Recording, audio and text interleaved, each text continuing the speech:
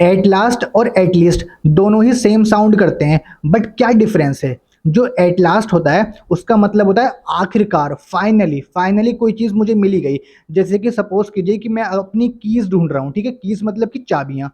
तो मैं ढूंढ रहा हूँ, तो मैं कह सकता हूँ और वो मुझे मिल गई, तो मैं कह सकता हूँ कि finally I found my keys.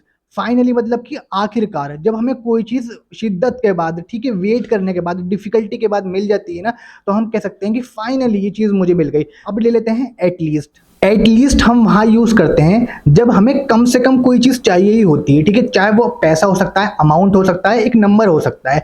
जैसे कि अगर मैं कह सकता हूँ कि मुझे मिनिमम 500 रुपीज़ तो चाहिए ही चाहिए, मिनिमम मतलब कि कम से कम। हमने एक लाइन ड्रॉ कर दी, ठीक है, हमने एक थ्रेशोल्ड लगा दिया कि कम से कम इस लिमिट तक, ठीक है। तो आप याद रखना, जो जो एटलीस्ट है ना, उसका मतलब है कम से कम अमाउंट। जैसे कि मतलब उतना तो तुम्हें मिलना ही चाहिए।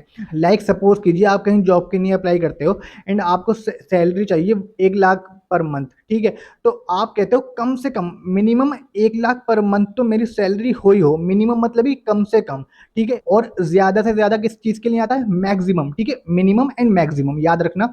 तो एटलीस्ट का मतलब कम से कम, कम से कम आपको चाहिए ही चाहिए, ठीक है। आपने एक लाइन ड्रॉ कर दी कि इस लाइन से नीचे मैं नहीं जाऊंगा, 1 लाख से नीचे मैं नहीं जाऊंगा, ऐसे आप याद रखना।